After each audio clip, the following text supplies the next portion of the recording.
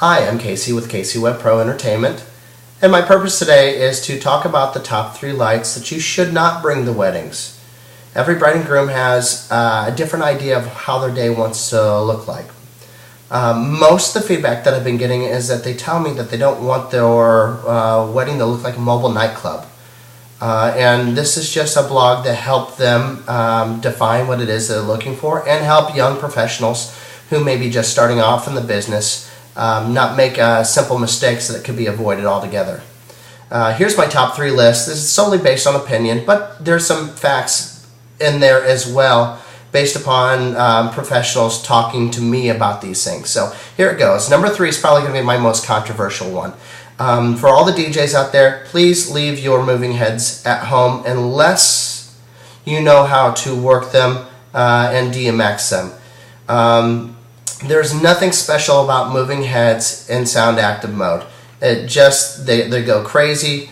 There's no rhyme or reason to them to be using them during the first dance or anything else, unless you could fix them on a point and start start using that gobo for a pretty background, or you know how to highlight a grand entrance. Leave the big moving heads at home.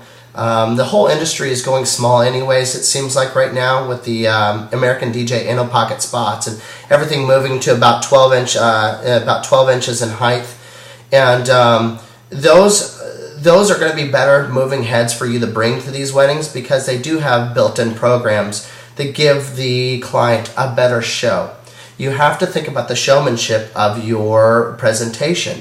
If it's just a moving head going this way and that way and there's no rhyme or reason, and even if you master slave them together, you've got to give them some kind of show. You've got to present it as something special. Otherwise, they're going to pay a lot of money for these moving heads and consequently start getting buyer's remorse if they're not seeing anything special done with these.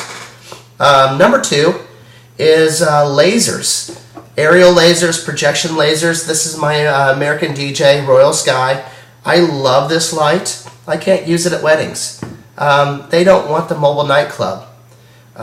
These are great for teen parties. They're great for high school dances. They're great for places where I can use fog.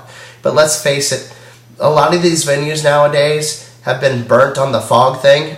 So make sure you get cleared for what you're trying to do.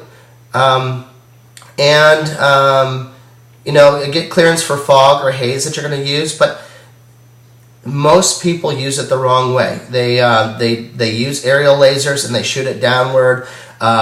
They do projection lasers and project it on the wrong types of things. Leave the lasers at home.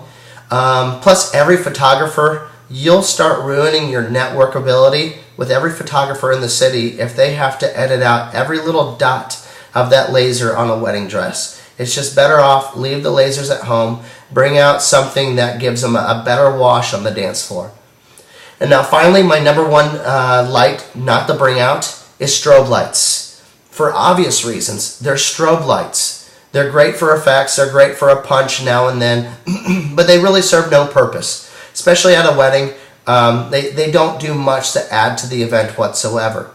Secondly, if you live in a sue happy where you can get sued, like the state of Florida, which is kind of Florida crazy, people are looking to do lawsuits left and right. So if you have a guest who ends up having a stroke or a seizure because of the strobe lights, guess who's going to get the lawsuit? You as a DJ. So it's better off just to kind of leave that at home. Bring out some basic lighting. Give them a good light show. Give a nice wash all over the dance floor.